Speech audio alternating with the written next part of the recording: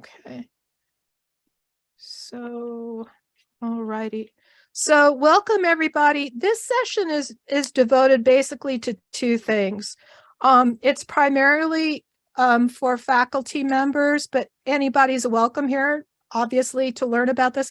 What we're trying to concentrate on, though, is we wanted to concentrate on ways to make the different ways that we can make information or assess our students, and also think about the questions of assessment themselves. So the first half, Mike and I are talking about different tools and ways besides academic papers and tests, the standard ones, other ways that you can assess students. In the second half is an examination of assessment itself. That is Dennis and Amy are doing the second part of that discussion. And this session is basically sponsored by CETL, the Center for Excellence in Teaching and Learning.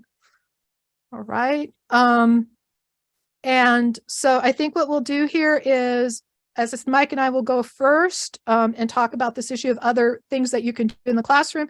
And then Amy and Dennis will go after us. Is that okay with you guys, Dennis, Amy? I also want to check, has Amy and Dennis, are you guys on as co-hosts now? Do you have total access? I believe muted. So.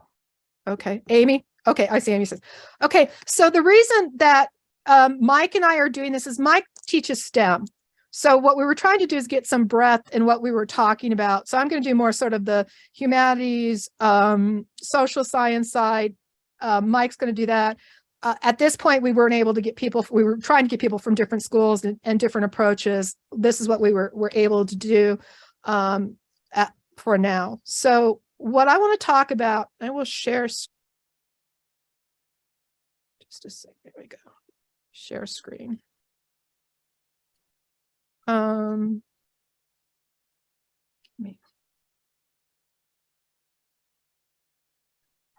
Speaking of doggies, if you're seeing my screens. So as I said, basically the idea was to talk about just different ways that we can assess students. Our approach, the Faculty Disability Committee and the new accessibility teams that we have, our approach is that accessibility means accessibility for all.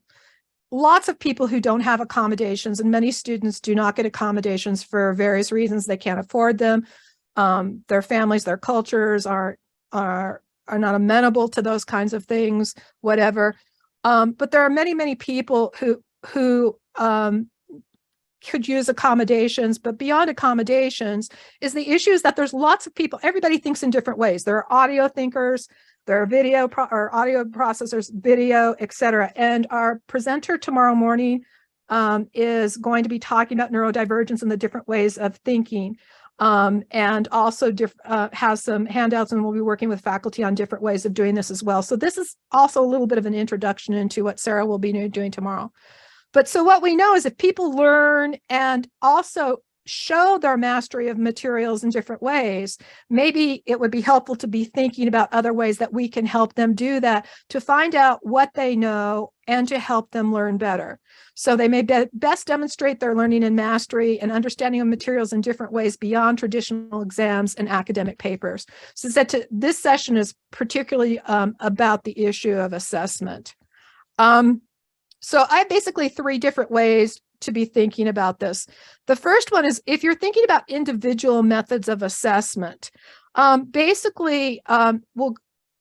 outside of testing. If we're talking about papers and things that we often use the academic paper with the sources and that, one of the things that you can consider is presentations versus papers.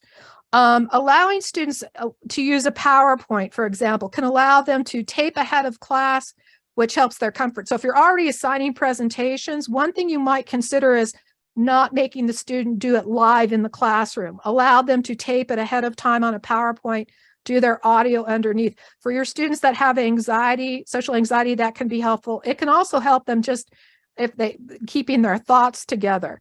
It also allows them to use graphics and modes of expression. And this is where we get into the different modes of thinking and showing your mastery of material. It allows them to show what they've learned beyond their verbal expression. And again, you could also make this a way of assessment that is available to them aside from just the paper. Tell them they can do their paper, put their paper in a PowerPoint. And again, that expands the options and how they can actually show what they've learned in just beyond just that written form. The second one is the idea of a creative assignment. Creative assignments can be really interesting. And I call these sort of events or readings, plays, short stories. And even in my department, which is English, people say, well, I don't see how a short story may show they understand the materials. One of the things that you can do is have them write an accompanying commentary. So say they do write a scene of a play or something that's about, say, the Scopes Monkey trial or something. And then what you do is you say, tell me your choices you made. Why did you choose to have this person appear this way? Why did you select these particular lines? So in their selection of what they put into that creative rendering, they will be, again, showing you how they assessed and what they thought of that information and how they made their choices. I've done the same thing with stories where students write short stories with a class, but then it's like, how does it, that accompanying commentary, or even they can mark up their text. This is because of what happened in class, or this is a response to this idea. So it's a manner of being able to show that you've mastered information from the class techniques, but just not writing that, academically resourced paper. So those are a couple of options or expansions of assessment at the individual level. The second one, you've all heard the line, if you teach a person to fish, that's more than catching the fish. This is that idea. We're all teachers, right? So the idea is if you can teach somebody something, that can be very useful. So other ways is ways of having your students teach something from your class. So for instance, having them write a teaching unit of a concept, evolution, whatever. And have them then, and what I usually advise here is don't make them write lectures and everything, but actually plan a 2-week unit, a 3-week unit, have them define it, have them say what their audience is. Is this for high school students? Is this for college freshmen? How long is the unit? Is it 2 weeks? Is it 3 weeks? And then have them basically highlight what they would do in each of those classes or how they would define it. So what are going to be the main points that you want these people to learn? And you may say to them, you need to tell me what you're going to be teaching, or what aspects you're going to be teaching, what class activities, have them plan their worksheets, have them give you worksheets or what they're going to have the students do. And then, or the assignments they would give people if they were teaching it, and then how they themselves would assess that other people had learned the material, which can be very interesting in terms of finding out what they think that they should know and how assessment works. So that's one thing to do, one way to do it. Another is to have them actually do a tutoring session for somebody. I mean, and this can be, it doesn't have to be real. It can be set up. It could be to another class member. It can be real. It can be a tutoring session. Again, it can also be something that they could record in some way, or you can set up different situations in which to observe or to get that recording of them teaching that skill or concept to someone else. And you may engage them in choosing that way that they want to do that. So that gets them more involved in what that assessment is. And then the third one, I have a faculty member who actually teaches podcasts. Podcasts are very difficult to do because of audio quality and all that. Any of us who've been in hybrid meetings know the problems. So I do not advise doing podcasts. It has a steep learning curve, and you have to have good technology to do it. But you can ask them to write a blog. Again, one of the keys here is to get them of a concept or something that they would put out to somebody, an issue that you're talking about, and then just have them write a statement of intent. What is this blog going to do? What do you want to do by the blog? And then identifying the audience. Who do you think it's going to reach? How do you want them to reach? How do you want to reach them? And what do you think they will get out of it? So again, these are all sort of on the idea of teaching to somebody else to show what you yourself have mastered. The third one that I divided this into is group engagement activities, which I would arguably say are my favorite ones to do. Debates, trials. I've done things, my students' favorite assignment in my class I'm teaching right now, which is called Horror, Saints, and Warriors, is we try Marjorie Kemp for heresy is our last class period. And they pick which heresies we try her for. And every student is assigned an author or a character, a long developed character in a work that we've done. And they represent the view of that person. And when we have two barristers who basically call them up as witnesses, and they gave testimony as to whether she's guilty or not. This works for you can set up trials for everything. You could do them on all of the Supreme Court cases that are going on right now. It's very useful for a number of topics and issues that are really interesting. If you don't want to go the whole mock trial route, debates, pick a topic, and have students decide, what side you can assign. And if you need to, you can either make it very broad, or if you want to control the time in that, assign them a particular person, position, whatever. That works as well. I've also had my students do plays on Zoom, which was really interesting. It was like playing the Brady Bunch and people in the background. But as I said, sort of that group engagement activity. I like those things too, because when you do these kinds of things, you can assign things to people that are not comfortable speaking up as well. They can be more of the note takers or the managers and that kind of thing. So there's ways to sort of allow students who are the more extroverted, introverted, as anxiety problems and that function in different ways in a group activity. Mini conferences. You can pick a topic, have the students all give a very short presentation on the topic, 5 minutes, 10 minutes, again, different ways of presenting. And that can also lead to further debate. You can have a roundtable after they've all done their discussions. That works fairly well. Another one that I suggest is a course monograph. If you teach a topic or something where there's a lot of different views, is each student taking a different view and writing and putting it all together as a book at the end. I've actually done this too, where they know ahead of time, but I divide them into groups at the final period, and they write together in groups of 2 or 3. I did this on the class that I did in neurodiversity and mental differences.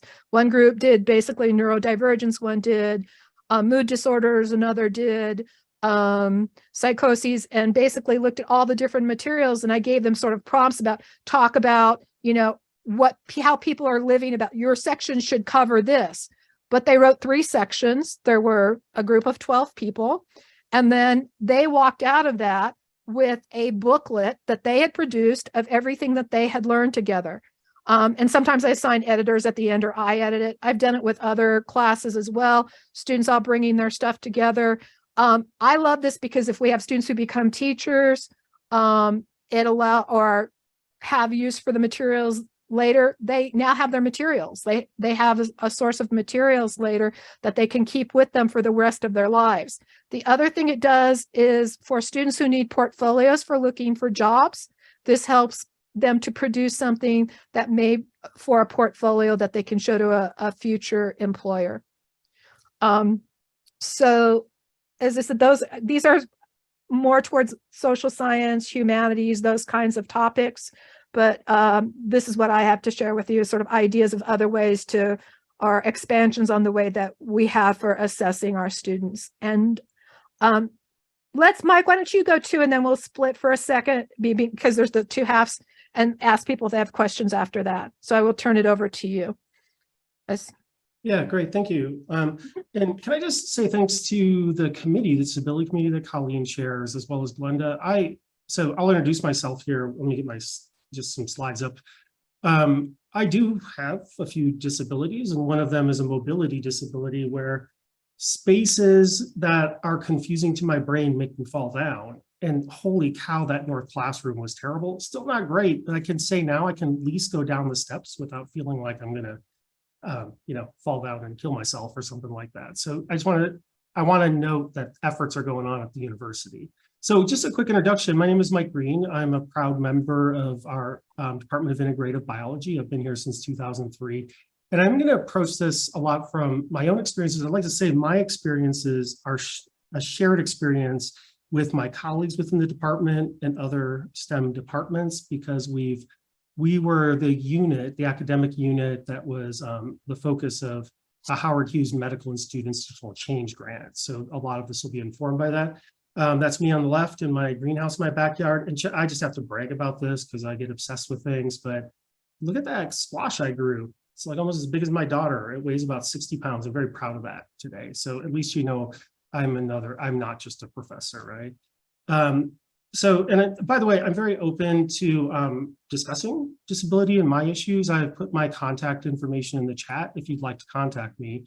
I think we need more communication, and hopefully it could be a resource, but more importantly, selfishly, you can be a resource for me.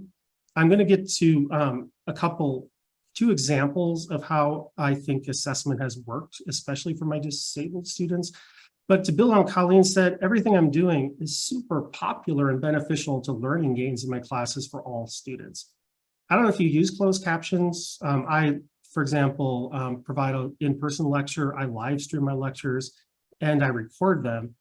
The closed captioning is such a big deal that students who rely on reading, who have no disability issues, will often get very upset if my captions aren't showing up correctly on the screen in the room, or sometimes they'll even live stream the Zoom while they're in the room. I'm not sure how that works.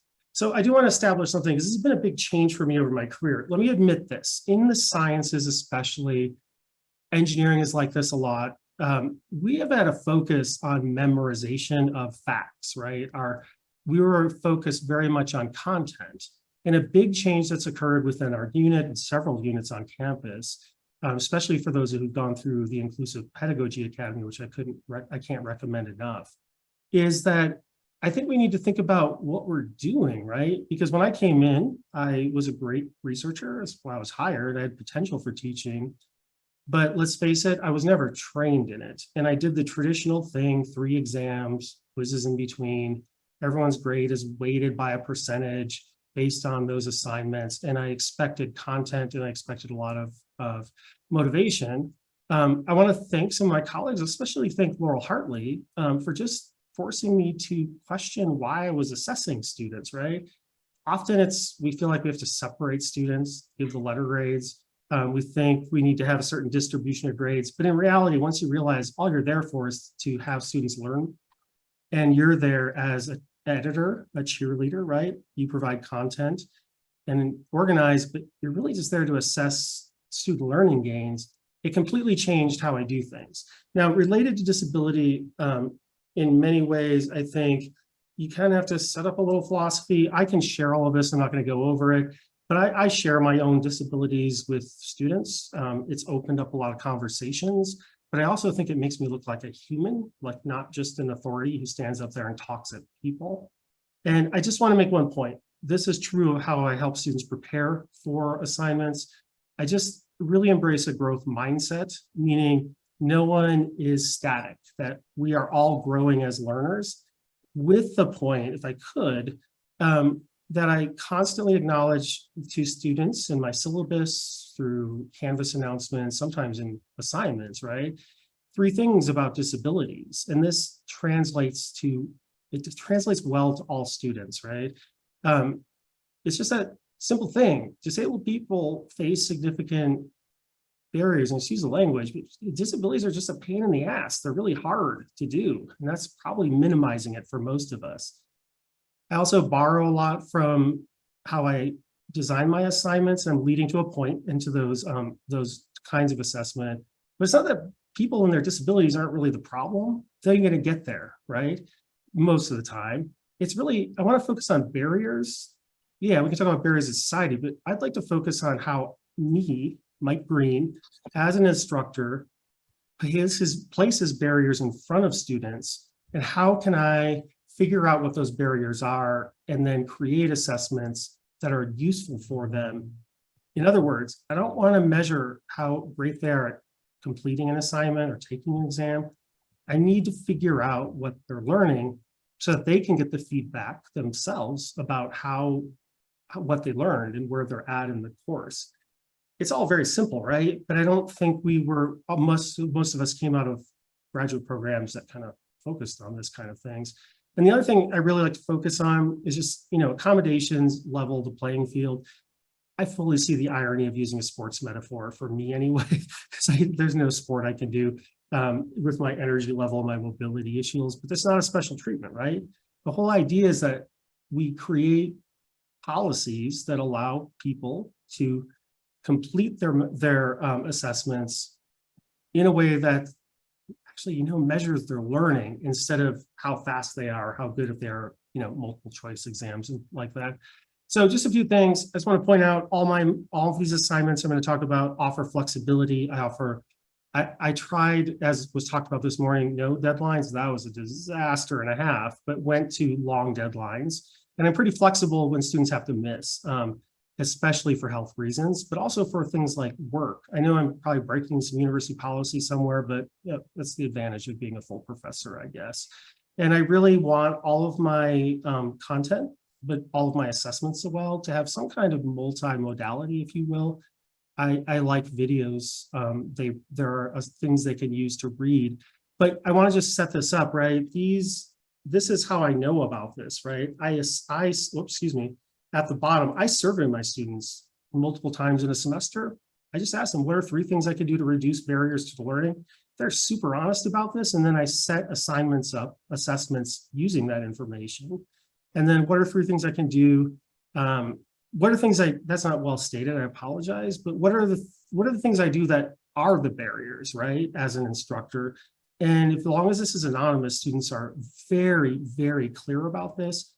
All of this falls under things like formative assessments. Basically, I just throw participation credit at them to do this. The other thing I just want to say is that I don't care if students memorize things. I'm trying to get rid of that focus.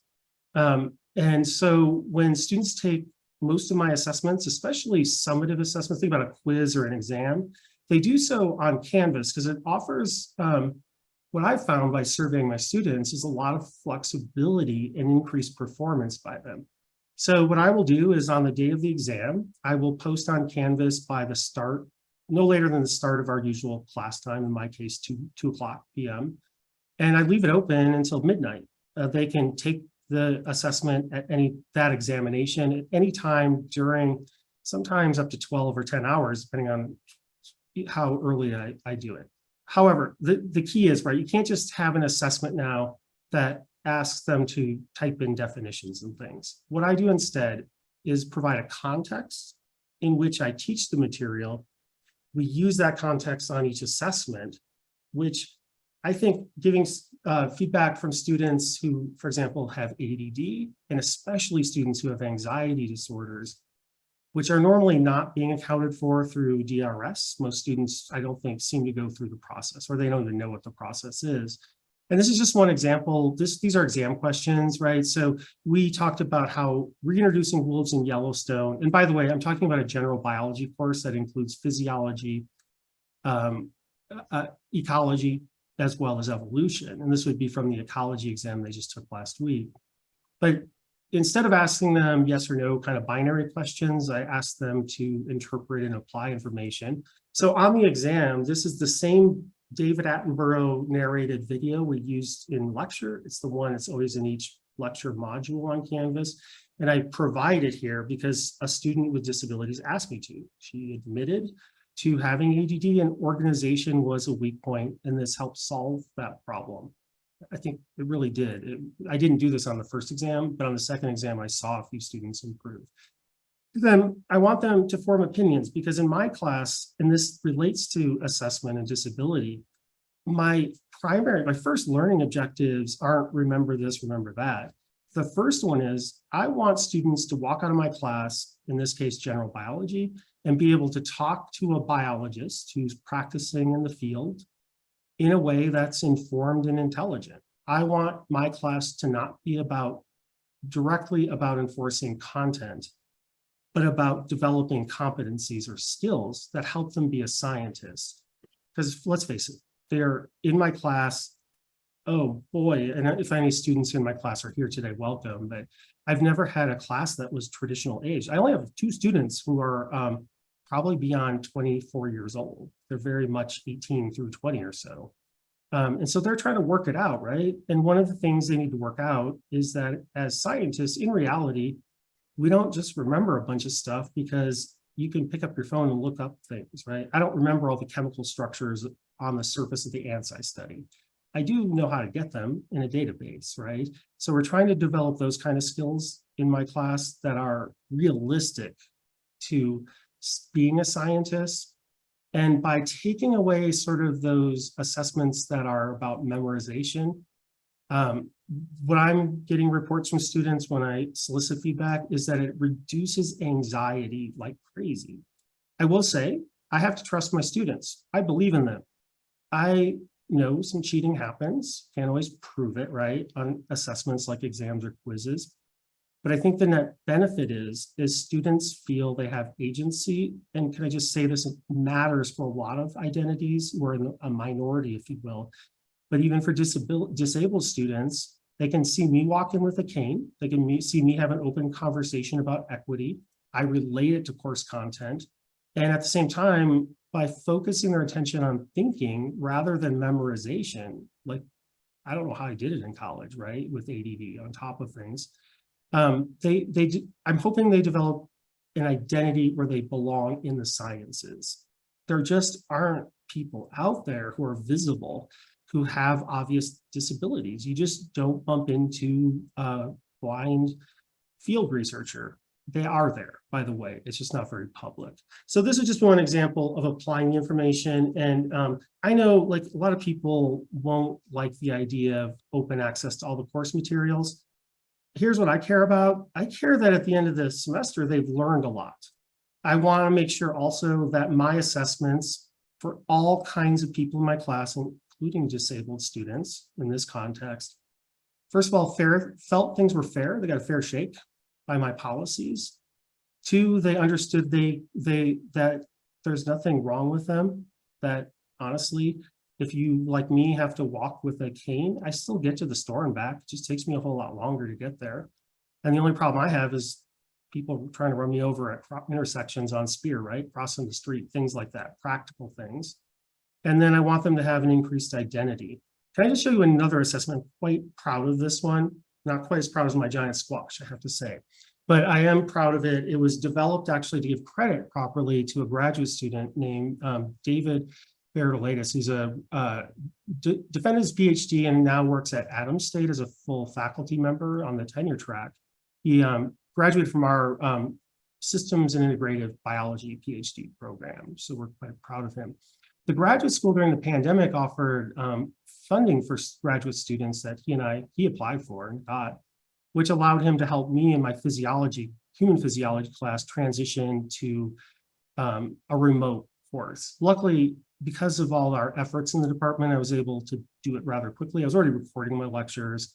I did learn I should have a Zoom link for my office hours, which has been successful, and things like that. But this assignment gives students free rein to come up with a product that can be of their choosing. Most students do written products, but I want to show you one that is a video, a rap video actually about physiology.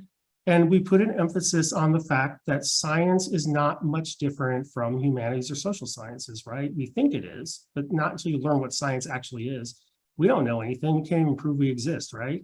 And what we're really doing is trying to convince students that as scientists, we collaborate, we communicate, we work on our thinking skills, true of me as it is a student. And we're just trying to get some evidence to, I don't know, get at the truthiness of the world, right? It's about the best we can do. But what we're really doing is putting our evidence into a story or a narrative or even a model, right, at time. So let me share this one with you. I have permission to show this, and I won't identify the student. And I'll just show a little bit of it because I think it is absolutely fantastic. And if someone in the chat could just let me know you can see and hear it, that'd be great.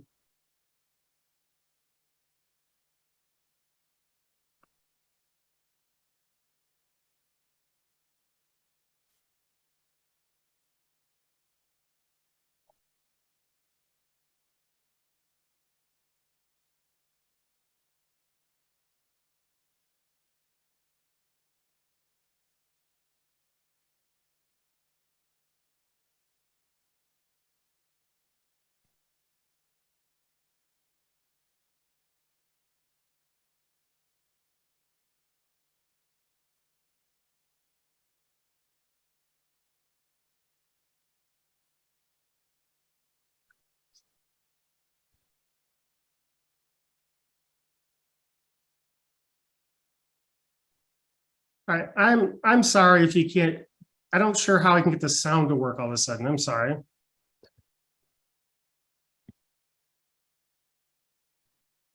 All right, sorry about that. I was disappointing because this student created an entire rap video about the female reproductive cycle. He produced it. It is not only accurate, but can I just state it was creative. And at the same time, it was doing something we call abstraction, right? That's what we're good at, especially those of us who trained with PhDs, in that he was able to describe something with the necessary details, but without too much detail over time. This student is not disabled. He's a veteran who also shared with me that he helped me out because sometimes I struggle with my kid trying to not turn things in. Oh, okay, sorry. Okay, maybe I'll try. What I'll do is I'll try to share this. I'll provide a link at this point so I don't take up too much time. But yeah, he struggled in high school. And by doing these things, he admitted that it allowed him to express himself as who he is, right? A Latin student who grew up in North Denver with not a lot of money. And as he said, may or may not have gotten arrested in high school, right? Maybe had to kind of go join the army. I also found with a few students with disabilities that being able to express themselves in this way that was independent of my expectations on content worked exceptionally well. So I know people in humanities and social sciences like, yeah, no kidding, green. But in the sciences, these are things we tend not to do. We tend to focus on content memorization. You sit down, you take the exam, you write a lot of things down that you learn. And I'm going to advocate we can give up on worrying about grades and start worrying about learning. Changing those policies and being flexible helps all students. But what I've seen is the students I know who are disabled through DRS, or the students who shared with me that they are, because we have these conversations, seem to make it through the class with better learning success thanks to those changes in philosophy and actual implementations of those kinds of assessments.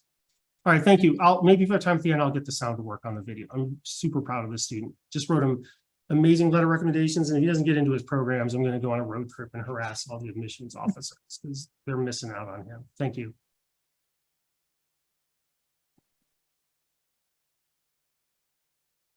Does anybody want to ask questions now, or we can hold them for the end? Leave that up to the participants.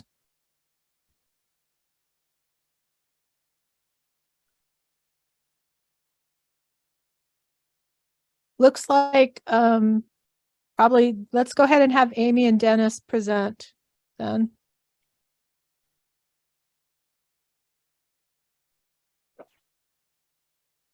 Hi, everyone. It's great to be here. Thanks, Colleen and Mike, for those really interesting presentations. A lot of what I'm going to say will be an echo of what you've just heard from a slightly different angle, but really fundamentally quite similar. I thought a lot about the word ungrading and whether I wanted to use it in this presentation. And I ultimately decided that I did because it seems to me like a lot of the conversation that's been happening in the last couple of years is using this term. And I know some people sort of find the term a bit alienating or don't like it for various reasons. And I'm totally sympathetic to that. But I think it's a word that's important to know if you don't already, and to maybe get like a better understanding of it if it's a word that you feel some resistance to, because I think ungrading includes a lot. And so let's just try to be open-minded about what it includes.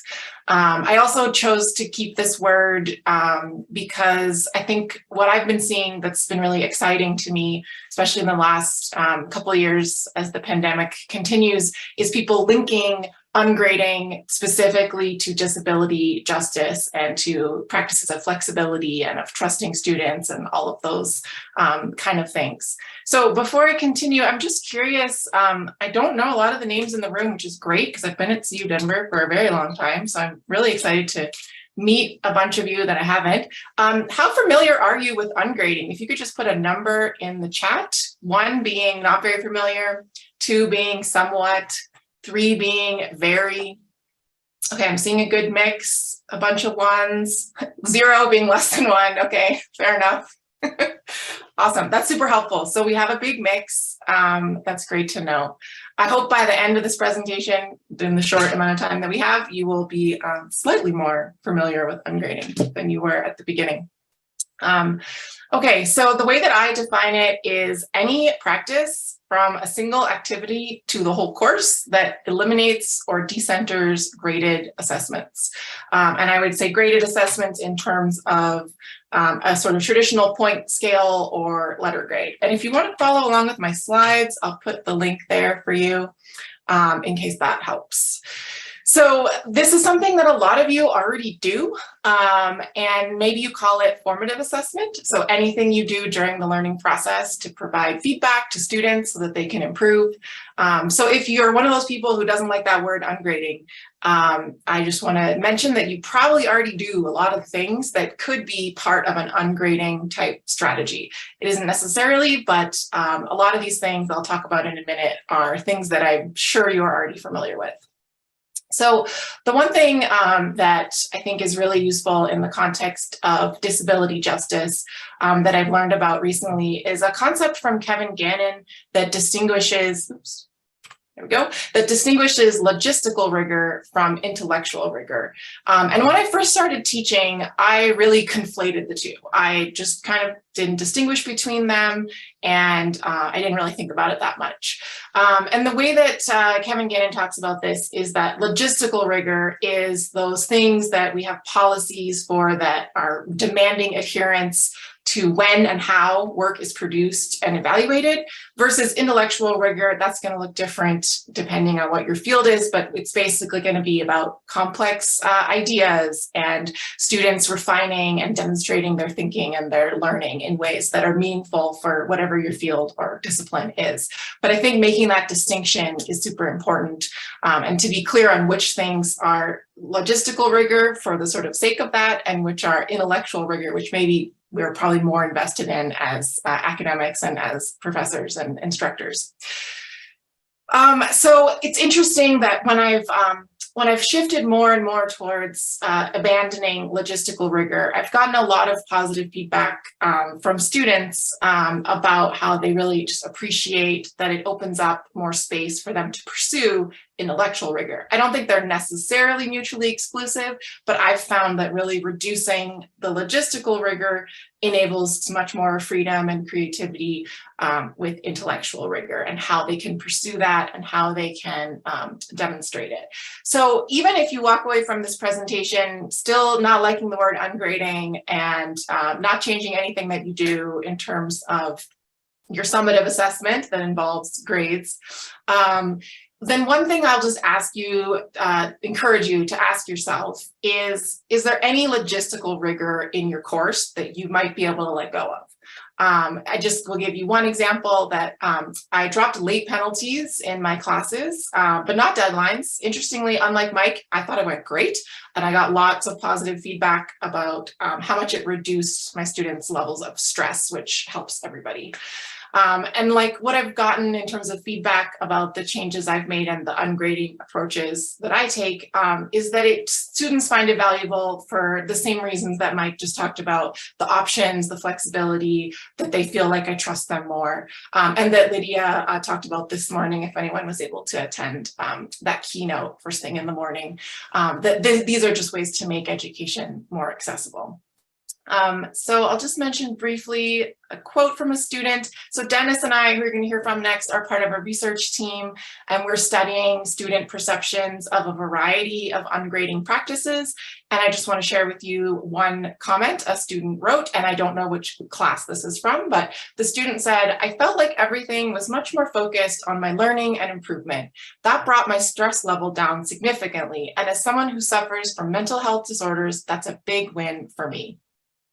And I'll say that I don't think ungrading is necessarily, if it's not done in ways that are disability justice focused, I don't think it necessarily inevitably is better for students with various disabilities, but I've definitely seen evidence that it often can be, and I think that's an open question that I personally would be interested in doing more research on, but I don't have that answer. It's just anecdotally, it seems like flexibility, the trust, the options is really helpful for students with a wide variety of disabilities, different learning styles, someone who gets sick in their family during the semester, et cetera, et cetera.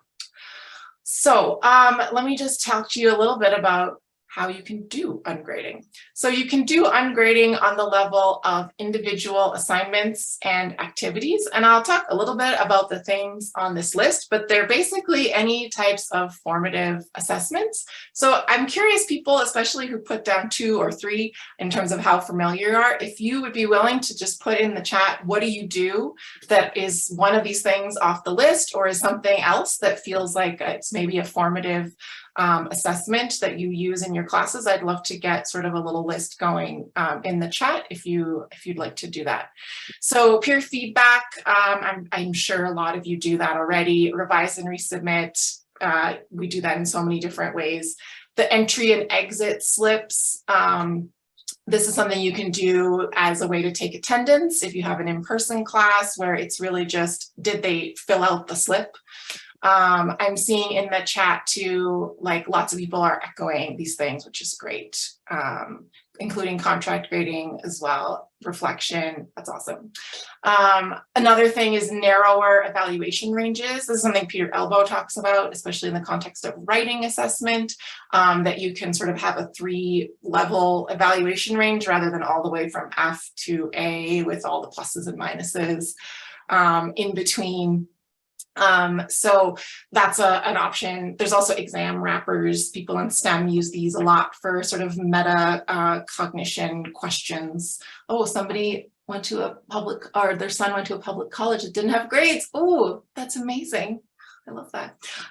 Yeah, there's also self-assessment, which I think I saw a bunch of you put in the chat, which is great. Dennis, I think, is going to talk a little bit more about self-assessment. Another one that I've adopted in part is labor-based assessment, and Asawa Noe is a big proponent of this and has written multiple books, but it can be assessed, things can be assessed purely on doing something rather than doing it well, which especially can be useful for things that have a lot of steps in a process. And Noe uses this in writing classes as well, where like multiple drafts and just multiple hours of work.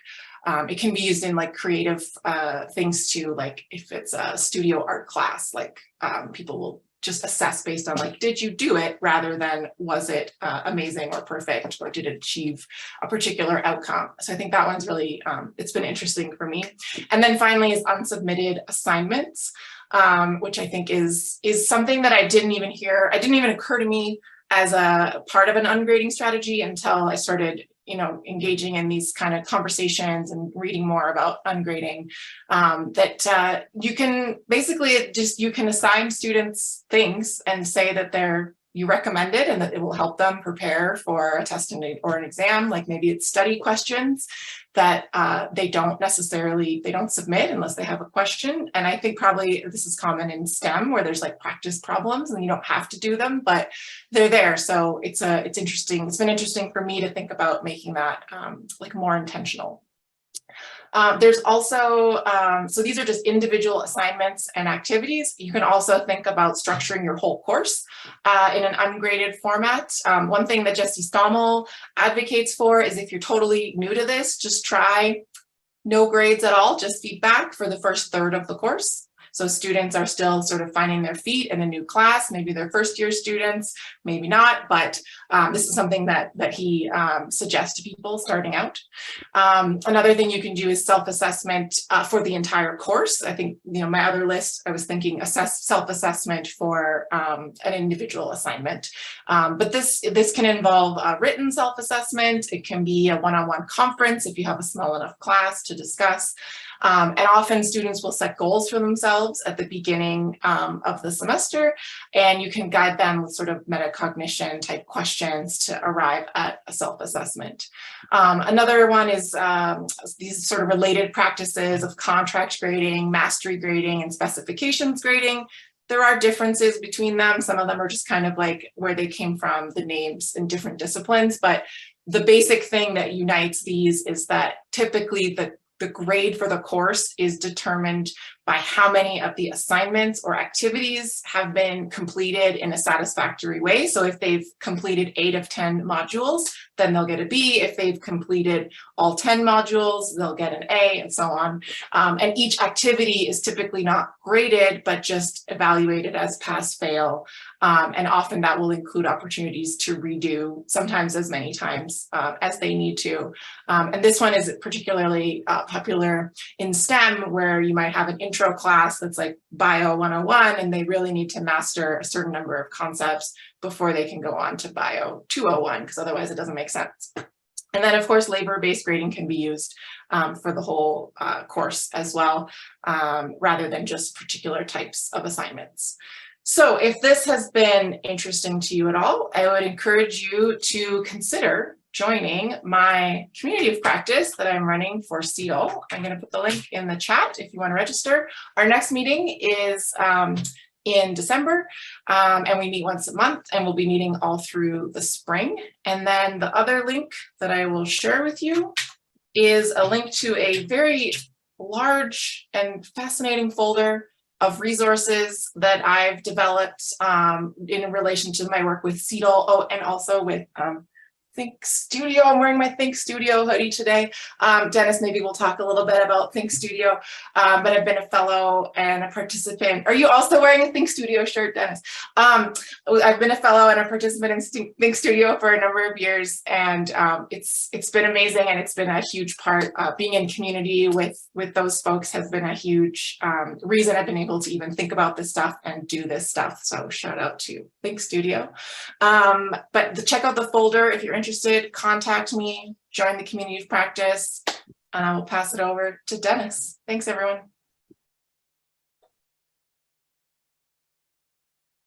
Hello, everyone. My name is Dennis DeBay. I am a clinical teaching assistant professor in the School of Ed and Human Development, and my background is in STEM education. So I teach teachers how to teach math.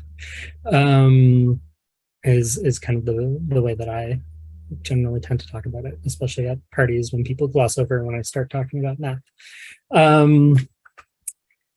Thank you, first and foremost, to Amy. I learned so much from Amy when she talks about ungrading. My first ideas of ungrading, was that I was terrified of it, and I think Timberly, who's now left, mentioned in the chat this idea of being scared to diving into it. And what really helped me was joining many years ago a book study that Amy had started, where we had a chance to be able to talk about it and share ideas around ungrading. So I highly recommend the community of practice that she's running, because, as I said, every time I listen to them, I learn so much. I'm going to similarly put my slides in the chat, but I will still share my screen. Again, I think that Amy's intro to ungrading was really wonderful. And I'm going to continue the conversation, but I'm going to talk about something a little bit different. I'm going to get into some of the specifics of why I prefer to do ungrading and how I do it.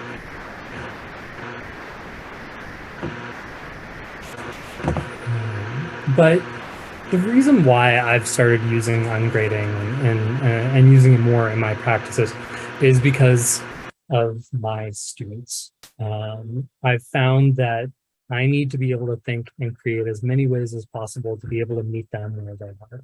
And each student has a very different need when we move through our courses.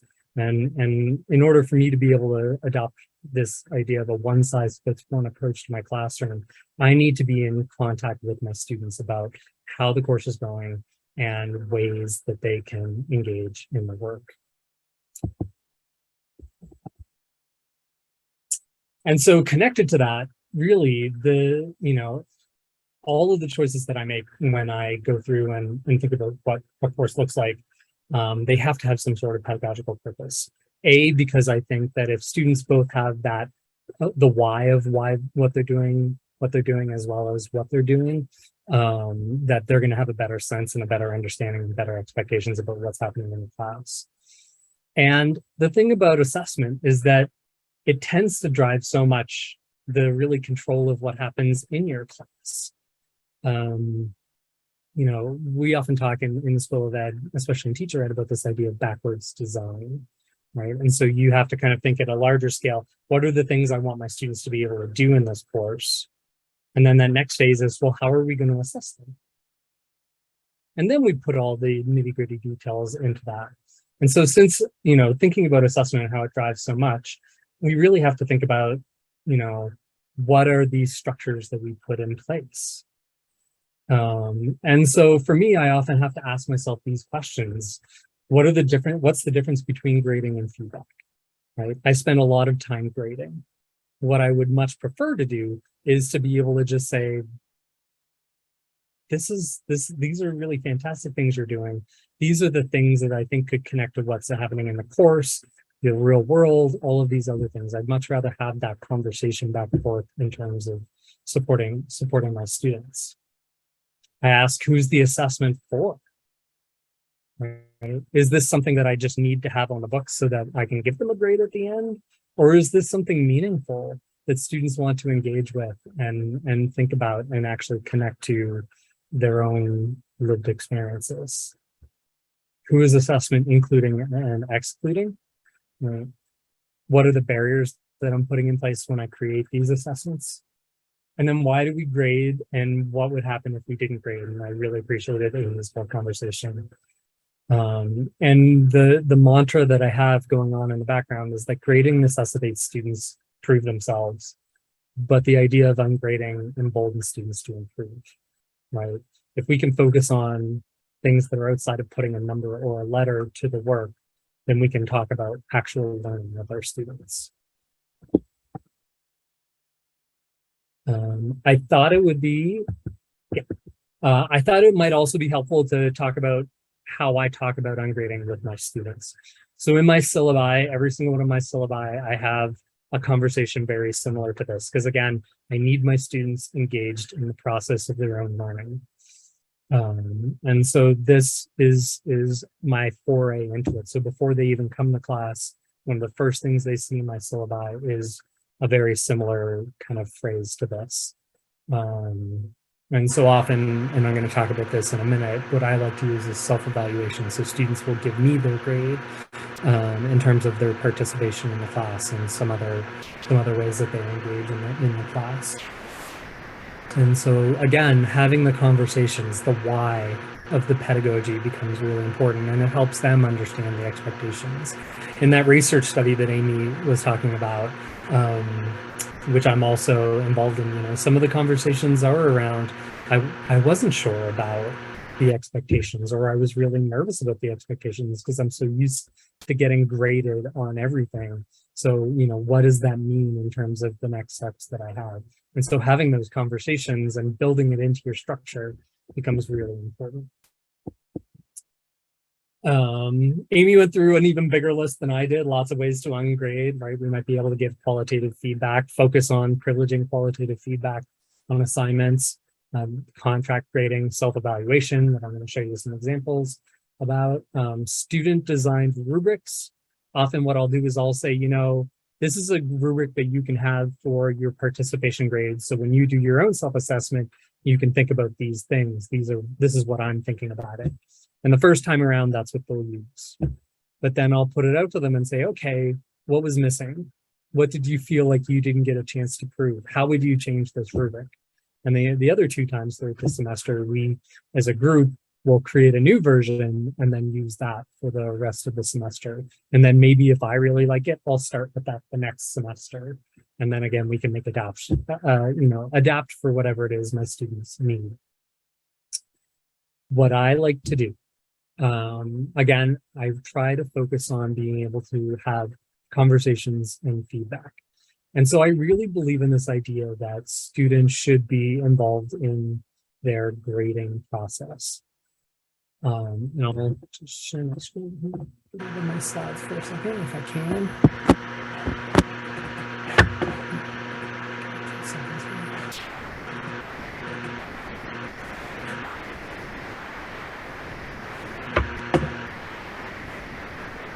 My computer doesn't want to let me, so.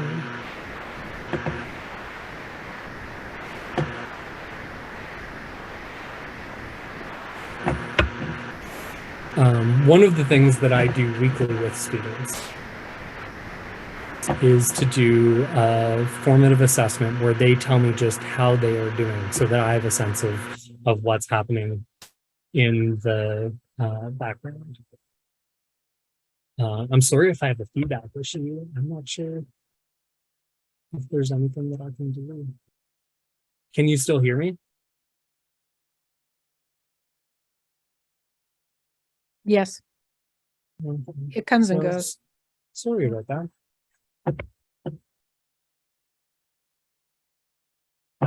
And so weekly, what I'll do in my class is I'll have students go through and give a self-evaluation on how they're feeling in the class. So I'll say, you know, I felt good about my learning in class today. I gave my best effort today. My level of stress at this point in the semester is here. Again, I work with STEM education students, so I feel like a science or math person today. You know, how do we connect to our own identities within our content? Is there anything you'd like to focus on the next time we meet? How do you best feel supported through the semester? And then is there anything that you want me to know? Then what I'll go through in this Google form is I'll go through the responses that usually are shown in a nice graph and say, look, this is where the class is. Everyone's feeling really stressed right now. What is it that we need? How can we best support you moving that forward? And so this is something I like to do weekly. Sometimes I miss a week because there's just too much to do. Sometimes I forget. But this is something that I try to privilege as a way for students to kind of let me know how they're feeling and how they're doing. And then 3 times a semester, can everyone see this new STEM reflective evaluation? Thumbs up. At the end of each module that I have in my courses, I have my students grade on how their participation is going. And so again, how would you rate yourself on working towards our weekly objectives? I actively and consistently blank every single week. What did I learn during this module? What was a challenge? On a traditional grading scale of 0 to 100 for my participation in creative work, I have earned this many points. I also have them go on and just kind of assess how the course is going after that. But this is the important self-evaluation part. And then this is the time-consuming thing, because honestly, that's part of the conversation, is that then I go through and I respond to all of my students and I say, yeah, sure, I think that a 95 is about accurate. You've been really doing well here. These are things that you've been thinking about. Maybe there's this small thing that I haven't seen that I'd love to see you engage with. I've had some students that inflate their grades. That happens very rarely. Mostly what I have is students that will give them, that have been like to class every week, participate all the time, really are really well engaged. And they're like, I think I deserve a 75%. And so I have to say, no, you do this, you do this, you do this. This is not where your grade can be. And so those are the types of conversations that I like to have in my courses that allow students to be able to think about and engage in their own, you know, being able to really augment their own agency in their learning process and let me know what's working and what's not. I do have in my slides on that page, I have a link to both the attitudes survey as well as the self-assessment survey. But that's kind of all that I have, and I'm here, you know, if there are any questions, and would love to talk more about this. I'm very passionate about alternative assessments and how we can best support our students. Thanks.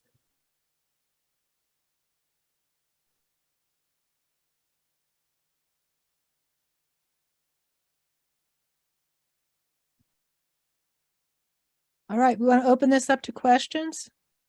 About 10 minutes left.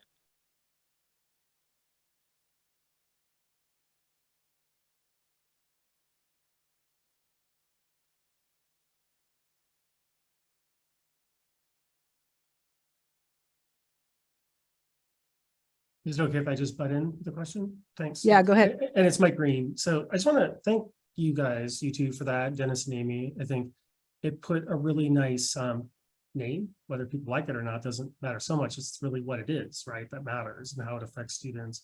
Hey, Dennis, I was going to ask, how much work does it take to ask the right questions and word them correctly? And thanks for addressing what I was going to ask, right? I see this with faculty as I lead our merit review committee and with students, the most successful under report their performance often. So I'm glad to see you have a mechanism for that. Inflation makes more sense for humans, right? Because we're just selfish in general. But how much work it is, like, what can you help us out with how to ask questions in a way that's useful, right? That students interpret across the board as kind of the same thing, right? Getting the same information from them. Yeah, that's a really great question. And that's definitely a process that I've been working on over the last several years. And I think that that's kind of the biggest part of my answer is that I tried to think about what are the questions that I think would be beneficial. Like I'm trying to think about the social emotional needs of my students. You know, what are questions that I can ask them to understand? And so some of it is like, I've gone to the literature and I spent a lot of time thinking about STEM identity. And so I'm going to ask some questions about that. I'm going to ask some questions that I think would be important. How are they doing this week? How do they feel about their own learning? And then I put that quiz out there or I guess survey out there. And I always add a link. What else do you need me to know? What am I missing? And then I take that feedback and I go through and I reevaluate my survey and I change it the next semester and the next. So this is probably about, I started this the semester before pandemic hit. So I've been working on this for several years and always try to think about how do I improve.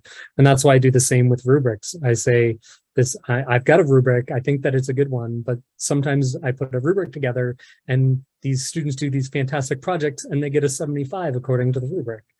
And so I again put it out to them. Okay, this didn't work the way that I wanted it to. What was missing from your perspective? And then I look at it and I think, what do I think was missing as well? And then I might change it. And it's time consuming. I mean, I use self-assessment as well, and my answer is identical in like everything Dennis said, totally. Like it's just been a process of trial and error of like giving them the questions and see what they get back to me. The only thing I would add is that maybe is helpful is that I've tried more and more to sort of prompt them to think about what they have accomplished and what they have learned. So I try to phrase questions of like, what did you have a discussion, self-assessment and reflection thing in my upper division undergrad class. And the question is like, what did you contribute in these past weeks that you're the most proud of? That kind of thing where it's like, prompting them to focus in on like, what did you do that worked, that you learned? What's your like takeaway from module 3? Like those kind of things where if you ask them those questions first, I feel like they can get to, if you are asking them to like choose a letter grade at the end, that seems to help. If the prompts are like, what did you do well? Like, what did you do that worked for you? Yeah. I see. Side note, Amy, I love that question. I kind of want to use that one moving forward. What are you proud of this week? Yeah. And then with discussion, I also ask them, what's the most interesting thing someone else contributed to discussion? Because I want them to be like listening to each other. So I ask them both sort of a parallel question. What did you contribute? What did someone else contribute? Because I mean, discussion, like I never want to put a grade on their discussion because I know that like, anyway, there's many critiques of that. I want to read the question in the chat, but I don't know who should answer it. So let me read it.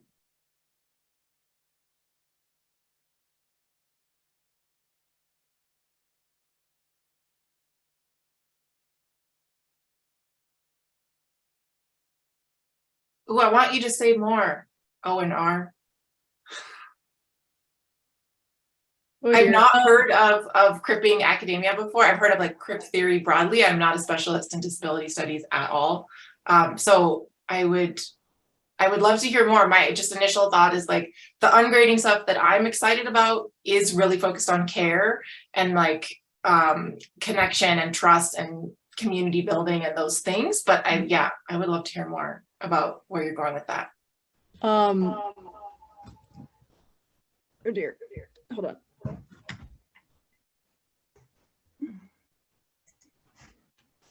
Sorry. I thought I had the audio sorted out. I had to get on a different machine initially. Sorry.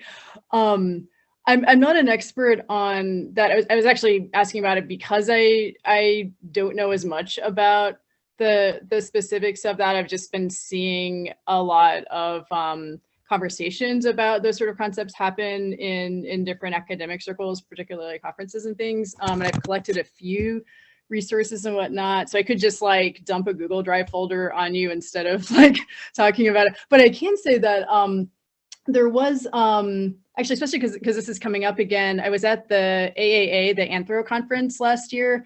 And yeah, so the next one of that I think is actually next week, and it's hybrid or online, I think.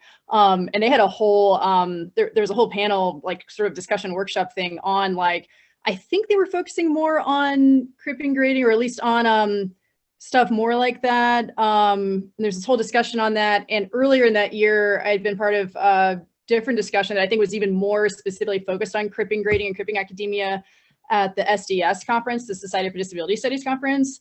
And so it's kind of connecting those threads. There's been a little bit of conversation around that within geography, which is like my main field. And where else is it going with that?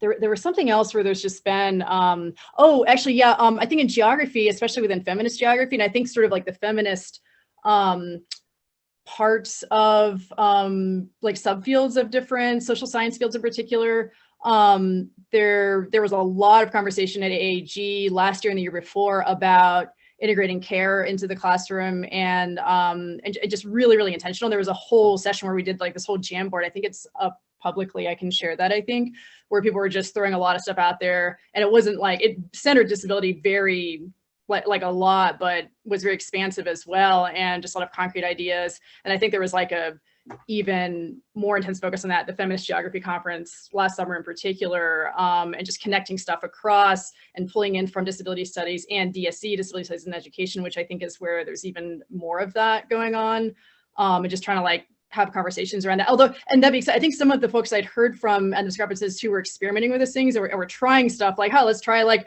just people pick their own grades and say how they thought it went, or just focusing more on care, like it hasn't gone as well. So it's not even just like, this is, you know, not in a way that's necessarily discouraging, but just, it's like, you know, it's just different stuff and trial and error.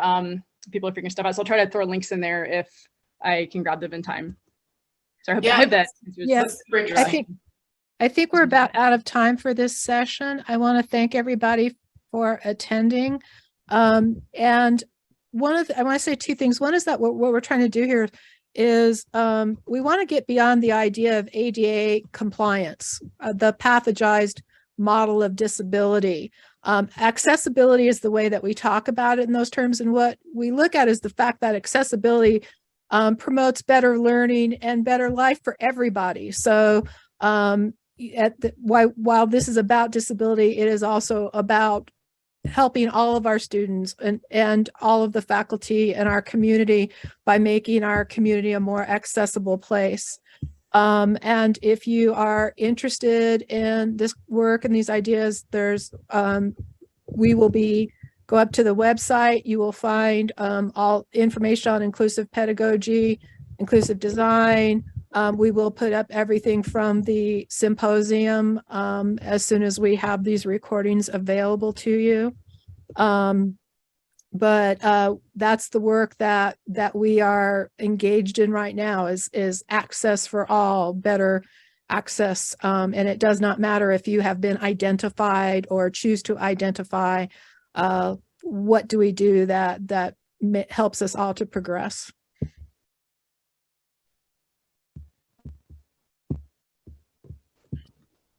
Mike, Dennis, Amy, you guys have any last words? Anything else you want to say before we close? Hey, I just want to personally say thanks for being here. Having disabilities and chronic illnesses is isolating, even at work. I've worked to pass. Passing is what's often called, faking it, because I've hidden disabilities until recently. So thanks. I think we are I want to follow up with Colleen. I think let's keep working so that these efforts are well rewarded. I put a point in the chat, because if your unit should be working on an equity plan for your unit, why not stick in some new language in your merit review or promotion documents that rewards this kind of thing, because many faculty are resistant, not because they don't believe in it, but because if their reward system is based on student evaluations and they do too much at one time, they can suffer, right, in their rankings. I just want to We say are thank you for that. recognized as part of the DEI, disability as a protected class. So we are part of that movement. Oh, and the one other thing I did want to say is the reason we brought this group together is you may have heard some things today that you're like, I'm not sure, I don't want to give up grading, or that this is not a one size fits all model. Obviously, there are different things, and you might say, well, my students do need to memorize some things. So part of the idea of this panel was to bring people together from different areas in that to talk about that, because it really is something you have to give thought to about in terms of your particular field, the way you teach and that. So there are many, many different ways to go. We're not saying one size fits all. All righty. Well, I will leave it there then. Thank you all for attending. And hope to see you tomorrow.